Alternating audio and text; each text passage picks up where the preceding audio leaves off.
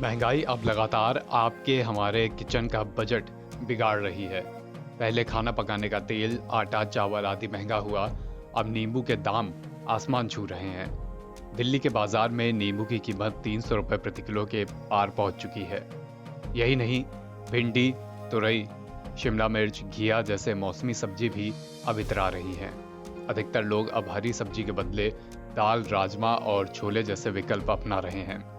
नींबू की कीमतों में लगातार इजाफा हो रहा है। दिल्ली की लोकल सब्जी मंडियों में बीते 5 दिन में ही 80 रुपए प्रति किलो तक बढ़ोतरी देखने को मिली है। नींबू कारोबारियों की माने तो नींबू के दाम बढ़ने के पीछे पिछले साल गुजरात में आया तूफान है।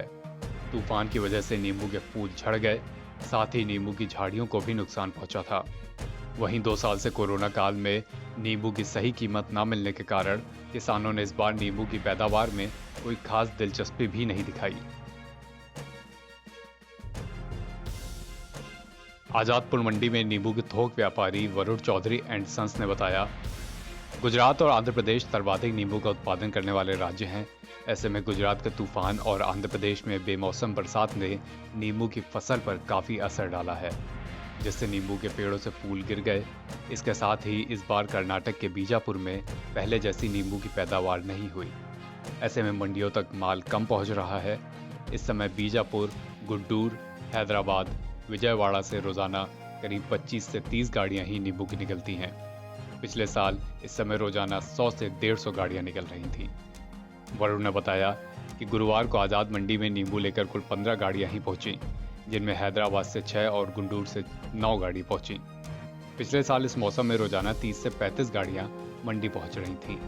गुरुवार को थोक में 170 रुपए प्रति किलो तक नींबू बिका है, जबकि लोकल मंडियों में इसके दाम 320 रुपए प्रति किलो तक रहे।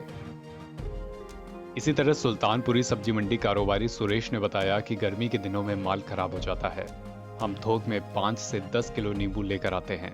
अधिकतर ग्राहक 100 ग्राम से 250 ग्राम तक ही खरीदते हैं। इसके साथ ही आजादपुर मंडी से सुल्तानपुरी तक लाने का किराया भी लग जाता है। यही कारण है कि थोक के मुकाबले लोकल मंडियों में नींबू की कीमतों में फर्क है।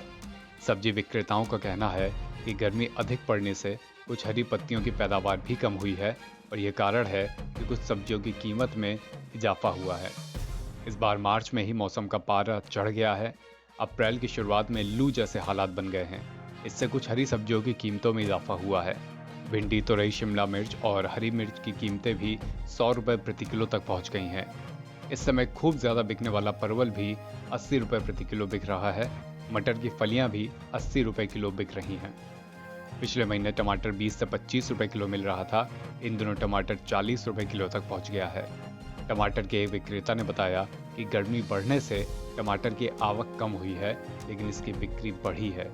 उनका कहना है कि लोग चाहे हरी सब्जी छोड़कर दाल, छोला, राजमा, पनीर या जिस भी सब्जी पर शिफ्ट हो जाएं, लेकिन टमाटर तो इस्तेमाल होगा ही।